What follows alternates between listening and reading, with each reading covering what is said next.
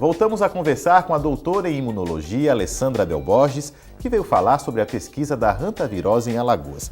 Professora, quer dizer que o próximo passo, então, é detectar os roedores, não é? Isso é muito importante para que a gente tenha um aprofundamento, não é? Isso, detectar o vírus nos roedores. O vírus no roedor. Isso, então isso implica na captura do roedor, né, no sacrifício dos animais, a retirada dos órgãos e do sangue e a pesquisa, então, dos anticorpos e do vírus nesse material biológico coletado a partir desses animais. Inclusive, a identificação da espécie do roedor, né, porque tem várias espécies de roedores. A previsão para quando esse estudo comece, já está engatilhado? Sim, esse estudo está engatilhado em uma parceria com a Universidade de São Paulo, né, na Faculdade de Medicina de Ribeirão Preto, na figura do professor Dr. Luiz Tadeu Figueiredo, que é um especialista nessa área de hantavirose.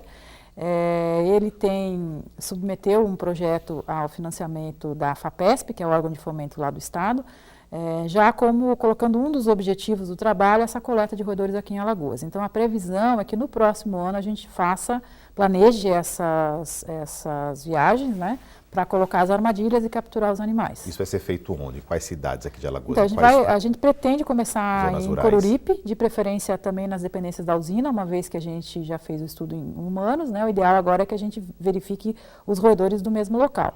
E outra cidade que a gente está querendo fazer um inquérito agora em seres humanos e depois expandir para coleta de roedores é em Palmeira dos Índios. Palmeira dos Índios, porque né? Lá tem plantação de milho, que é uma outra plantação que interessa no caso da hantavirose, né? Então, a princípio seriam essas duas regiões, talvez a gente inclua também Arapiraca.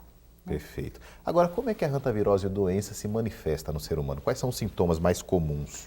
Então, normalmente são indivíduos jovens, né, e frequentemente são homens em idade produtiva, né, a idade média mais acometida, 35 anos, né, média nacional, de todos os casos que já se tem registrado.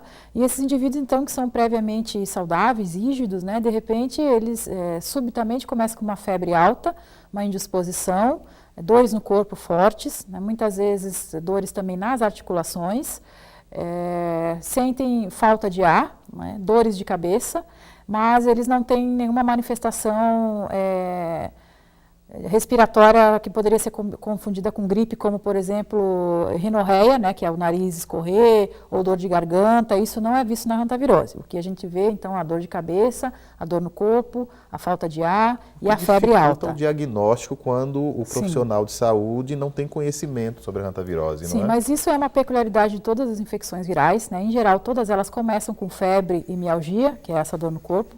Então, realmente, nos dias iniciais da doença é muito difícil fazer um diagnóstico clínico da doença, né? Então, aí tem que entrar o histórico epidemiológico. Então, se o paciente relatar ao médico que ele teve contato com o roedor, né, ou que ele é um trabalhador rural, numa área em que se saiba que essa doença existe, isso já serve de um sinal de alerta para o médico. Olha, pode ser um caso de hantavirose. Perfeito. Daí a importância da notificação. Da notificação, sim. Mas isso só acontece em áreas em que se sabe que a doença ocorre, né? Então, em áreas que ela não ocorre, como aqui, como é o caso de Alagoas, não há suspeita médica, né? Porque até pelo próprio Ministério da Saúde a doença não está acontecendo aqui. Perfeito. E como é que se trata a hantavirose? Então, normalmente quando o paciente chega nessa fase de falta de ar, né, é porque os seus pulmões já estão invadidos com a água, né? Então é o edema pulmonar. E aí isso é um caso de emergência médica, né? Normalmente esses indivíduos são encaminhados inclusive para a unidade de terapia intensiva, então UTIs e CTIs, aonde eles precisam então ser monitorados, né, em termos de pressão arterial e medicamentos que estimulem a função cardíaca, porque o vírus pode também diminuir os batimentos cardíacos e levar a uma queda brusca da pressão arterial, que caracteriza uma situação que é chamada choque, né?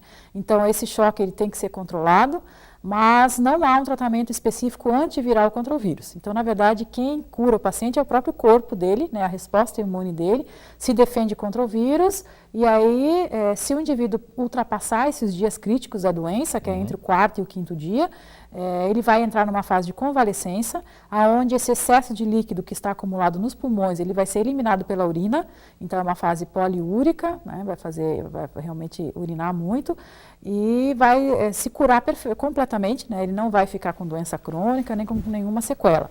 Agora, aqueles indivíduos que não conseguem passar por essa fase, aí eles vão ao óbito nessa fase. Podem morrer, inclusive, né? Sim, por isso que ela é tão perigosa, a doença, né? Ela é perigosa. Agora, mudando um pouco o assunto, professora, a senhora coordena também um estudo que trabalha com a questão da dengue. Que estudo é esse, professora? Isso, esse estudo ele está bem inicial, né? A nossa próxima meta é o estudo da dengue, que é uma infecção aí que tem uma grande importância em termos de saúde pública por causar... É um problema de saúde pública para o país seríssimo, como um todo, sim, né?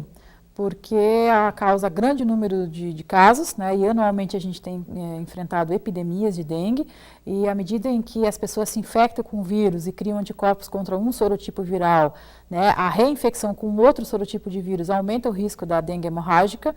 Então, quanto maior a acometida uma população pela dengue, maior o risco dessa população ter as formas graves da doença.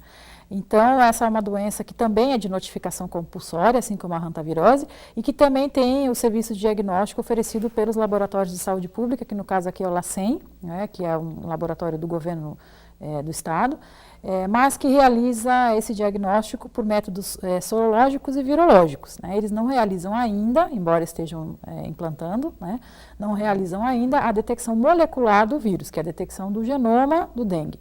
Então, o que a gente está propondo é fazer a pesquisa dos genomas dos vírus dengue, né, a partir desses pacientes que estejam ou suspeitos de dengue ou mesmo com a doença confirmada já por outros laboratórios, por outros hospitais, né, e traçar um perfil, então, dos sorotipos e dos genotipos, que são subtipos dentro dos sorotipos de dengue aqui em Alagoas, que também trará resultados totalmente inéditos para a região. Em que estágio está essa pesquisa hoje, professora? Muito inicial, porque toda pesquisa com ser humano precisa ter uma aprovação do Comitê de Ética em Pesquisa. E a gente submeteu o projeto ao Comitê de Ética, estamos aguardando a aprovação, e a partir do momento que a gente tiver essa aprovação, né, que a gente está esperando para esse mês agora, de junho, poderemos começar as coletas dos pacientes e aí a pesquisa do genoma.